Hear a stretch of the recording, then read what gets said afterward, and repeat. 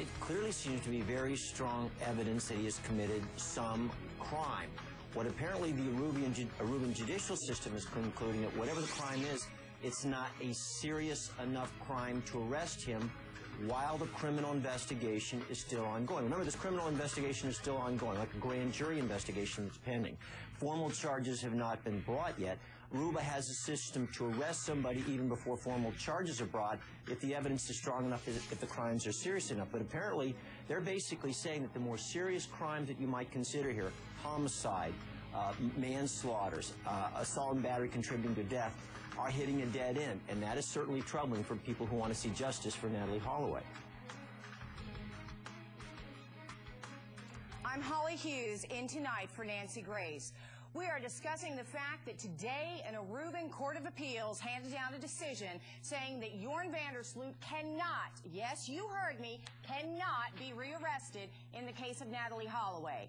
This is outrageous. I cannot believe that this young man confessed on videotape in gritty detail, and yet the Court of Appeals says, oh, well, you know, we're not going to let you rearrest him.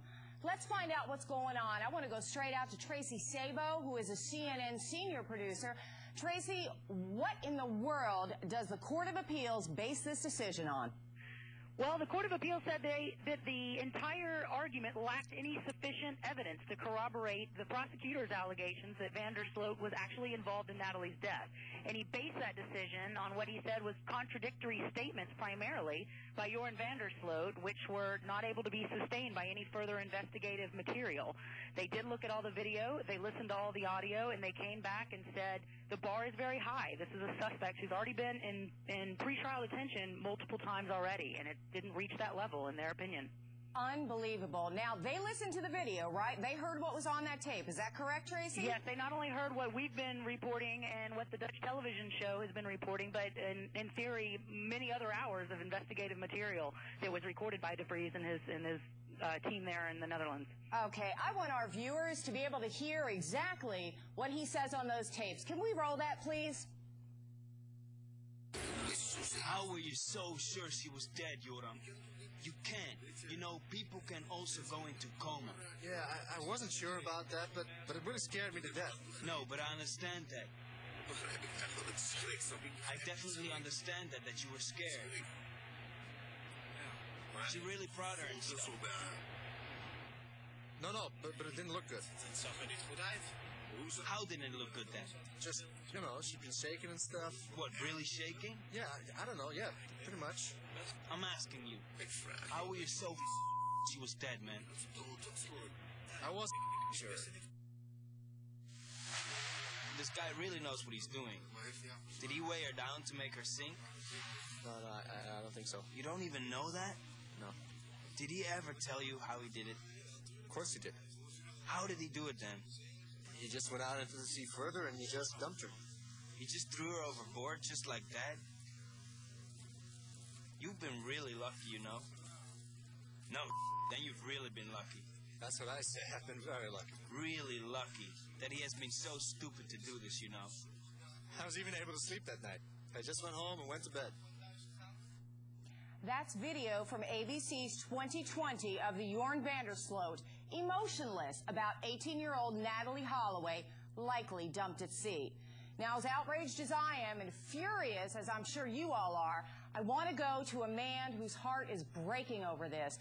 Jug Twitty, tell me your reaction when you hear this. Well, Holly, I tell you, it's very disappointing, but it doesn't surprise me. I'll tell you what really made me sick today, to be honest with you, is to see his U.S. attorney, Joe Tacopino, or whoever, who's been kind of hiding for the last week because he didn't know what was going to happen, all of a sudden come on and he's all over the TV now, and he's just saying, you know, with this smirk on his face, which it just makes me sick. But yeah, I told you so. There's nothing was going to happen when he knows Iran is a time bomb just waiting to, you know, to blow up. He's I know there are a lot of people, me included, that think the world would be a lot better off without Iran in it. Well, Jug, let me ask you this. Do you think that Jorn van der Sloot will ever be arrested and brought to trial in Natalee's case? I'd like to hope that he would, but I doubt it. You know, I pray every night that something will happen, somebody will say something, but to be honest, Holly, there's so many people involved in this. It was a huge cover-up from the beginning, and there's so many people protecting him that I don't know if they'd ever bring him to trial. I just know that he has to live with it. He'll be the one that's looking over his shoulder the rest of his life. So we'll see. Well, Jug, let me ask you this. What do you do next? I mean, what do you and Beth do next? Well, I'll tell you, Holly, one thing, you know, Beth, and of course it's heartbreaking for her too, I know, but Beth has a ton of speaking engagements. You know, she travels across the country, and she'll continue to do that. And I hate it for the Reuben people because they're going to hear this every time she speaks to the high schools and the colleges and the civic organizations out there. I mean, it's just going to be, you know, over and over again what happened down there. And I just wish that they would step up, the Reuben government would try to give us an answer and put this thing to bed. Well, Jug, my heart goes out to you and to your family. I'm so sorry for this tragedy. You mentioned a little earlier that you think this has been a cover-up and a conspiracy from the very beginning. Can you just let our viewers know a couple of examples that makes you feel that way? Well, I mean, I've said it several times, you know, to go over it again, but that in the beginning, you know, they ask us questions about the epilepsy and everything, which you wouldn't normally ask somebody that right out of the chute. So they knew, like, the second night that she probably wasn't alive.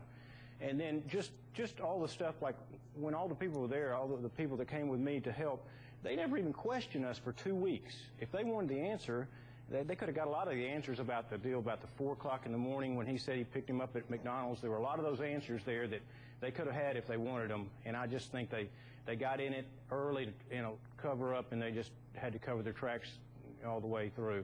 Okay, Jug, thank you so much for being with us tonight. I want to take a couple more calls. There are so many viewers who are concerned about you and your family and have questions about this case. I want to go to Chris from California. What's your question, Chris? Hi, Holly. I want to first of all say that my heart goes out to Jug and the Holloway family, and I just don't understand why the Aruban people are not protesting in the streets. I mean, what does the Aruban government need to prosecute a killer? They have his confession that he murdered Natalie Holloway, and I just want to say that I am outraged at the despicable manner that Euron Vandersloot talked about Natalie Holloway. I have a list a mile long of all the great things Natalie Holloway did, and for him to speak about her in that manner is absolutely outrageous. Okay, Chris, let me throw your question out to Art Harris, who is an investigative journalist on our panel tonight. Art, did you hear the caller's question? I sure did, and he's got every reason to be outraged, Holly.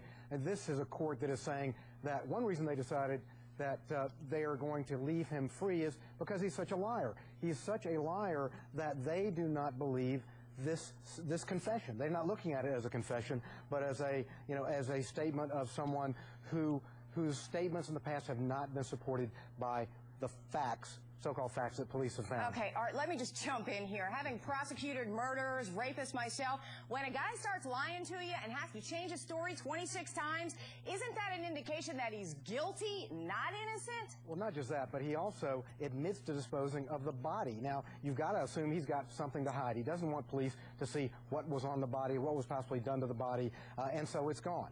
And, Holly, that, to me, would, in many cases, and maybe they'll argue that if it ever comes to trial, that is evidence of guilt and not innocence or doubt, as this court is saying. Absolutely. Couldn't agree with you more on that, Art. When you start lying and you start disposing of bodies, you've done something wrong. That's a pretty safe bet. Now, tonight, the Nancy Grace Show is searching for special moms and dads. If you